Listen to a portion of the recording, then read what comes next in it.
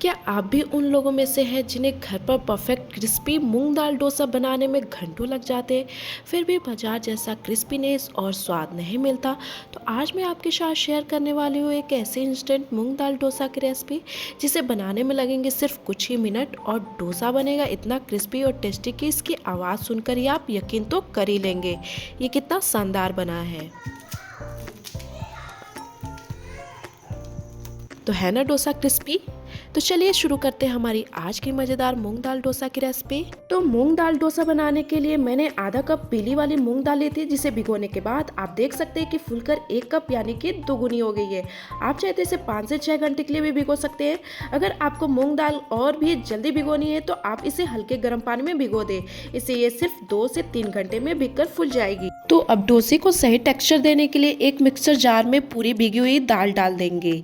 स्वाद के लिए 2 हरी मिर्च और 1 इंच अदरक का टुकड़ा भी डाल देंगे। अब डोसे को क्रिस्पी और एक अच्छा बाइंडिंग देने के लिए इसमें 2 बड़े चम्मच बेसन और 2 बड़े चम्मच सूजी बारीक वाली यानी कि रवा डाल देंगे। इसके बाद इसमें 2 बड़े चम्मच खट्टी वाली दही डाल दें। ध्यान रहे दही ज़्यादा खट्टी या ज़्यादा मीठी ना हो। फिर इसी के साथ आधा छोटा चम्मच जीरा और 1/4 कप पानी डालकर इसे बिल्कुल बारीक पीस लेंगे।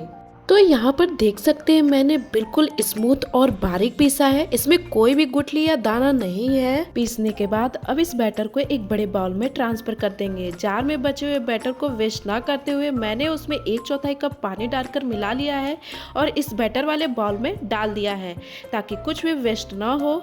अब इस बैटर को अच्छी तरह से मिक्स कर लेंगे और इसे ढककर 20 मिनट के लिए रेस्ट पर छोड़ देंगे ताकि सूजी और बेसन अच्छे से फूल जाए। तो जब तक बैटर सेट होगा तब तक हम डोसे का मसाला यानी कि आलू स्टफिंग तैयार कर लेते हैं। तो सबसे पहले एक छोटी कढ़ाई या पैन लें और उसमें 2 बड़े चम्मच रिफाइंड या सरसों का तेल डालें। इसे मीडियम टू लो फ्लेम पर गर्म होने दें। जैसे ही तेल हल्का गर्म हो जाए तब हम इसमें आधी छोटी चम्मच राई डाल देंगे या फिर आप चाहे तो बड़ी सरसों के दाने भी डाल सकते हैं। इसी के साथ आधा छोटा चम्मच जीरा डाल दें और फिर इसमें 1 चुटकी भर हींग डाल देंगे। इसके बाद इसमें 1 छोटा चम्मच उड़द दाल और 1 छोटा चम्मच चना दाल डाल देंगे। फिर इसमें 2 से 3 बारीक कटी हुई लहसुन की कलियां डाल देंगे और साथ में 1 इंच अदरक का कद्दूकस किया हुआ डाल देंगे।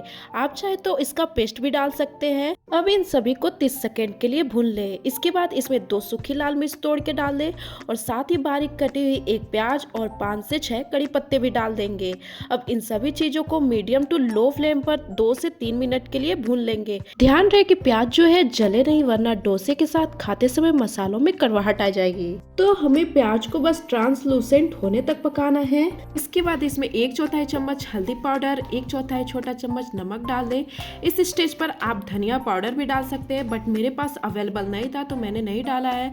अब इन मसालों को प्याज के साथ अच्छे से मिक्स करें और 10 से 15 सेकेंड के लिए भून लें। इसके बाद अब इस भुने हुए मसालों में 3 मीडियम साइज के उबले और हल्के मैश किए हुए आलू डाल देंगे। इसी के साथ 1 छोटा चम्मच गरम मसाला और 1/4 छोटा चम्मच काश्मीरी लाल मिर्च पाउडर डाल देंगे और इसी के साथ 1 छोटा चम्मच आमचूर पाउडर डाल देंगे।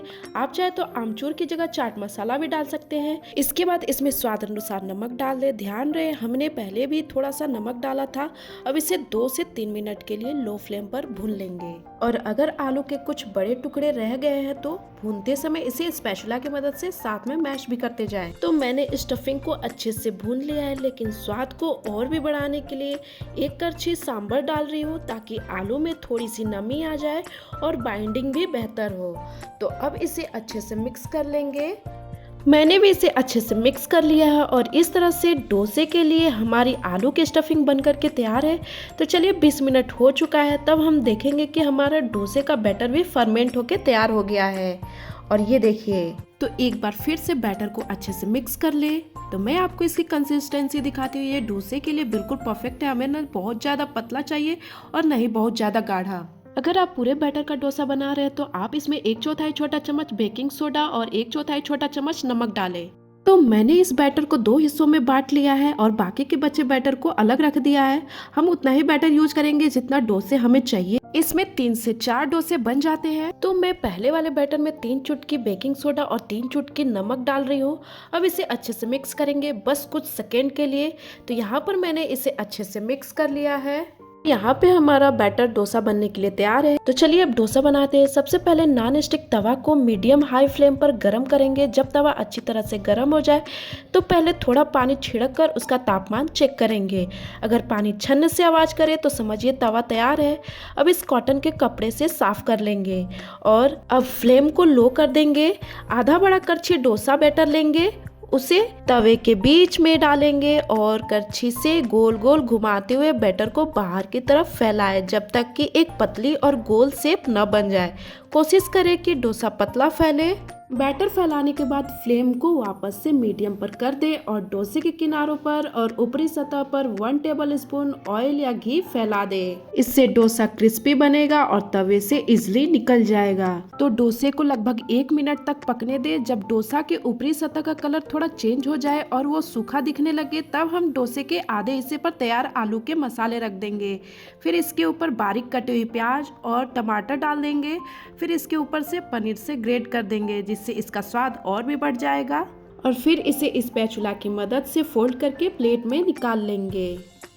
तो लीजिए गर्मा गर्म क्रिस्पी डोसा बन करके बिल्कुल तैयार हो गया है। अब इस तरह से बाकी के डोसे भी हम बनाएंगे।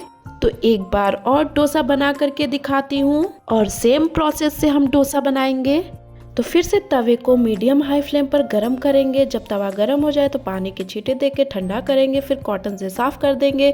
फिर फ्लेम को लो कर देंगे और फिर आधा करछी डोसा का बैटर लेंगे और गोल गोल फैलाते हुए बाहर की तरफ फैला देंगे।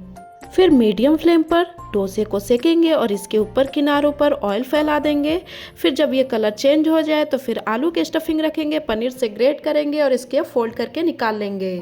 तो बस आप भी इस डोसा की रेसिपी को जरूर ट्राई करिएगा। यकीन मानिए आपका भी डोसा एक बार नहीं हर बार बिल्कुल एक जैसा परफेक्ट, क्रिस्पी, झटपट और स्वाद में बिल्कुल बाजार जैसा बनेगा। इसे बनाने में आपको थोड़ा भी मुश्किल नहीं होगी। और अब मैं इस डोसे को तोड़ रही हूँ। इसकी क्रिस्पी आवाज़ सुनकर आपको तो यकीन हो ही जाएगा कि ये कितना क्रिस्पी बना है। तो दोस्तों ये थी मूंग दाल डोसा की रेसिपी। जैसा कि आपने देखा इसे बनाना कितना आसान है। आपको ये रेसिपी कैसी लगी और आप इस रेसिपी को कहाँ से देख रहे हैं ये मुझे कमेंट में ज़रूर बताइएगा। मुझे ये जान के बहुत खुशी मिलती है और साथ में मोटिवेशन भी मिलता है। अगर आपको ये मूंग दाल डोसा की रेसिपी पसंद आई हो तो मेरे वीडियो को लाइक, शेयर और चैनल को सब्सक्राइब, साथ में बेल आइकन बटन पर क्लिक करना मत भूलिएगा। जल्दी मिलते हैं एक नए और ईजी रेसिपी के साथ। तब तक के लिए bye bye, take care and thank you.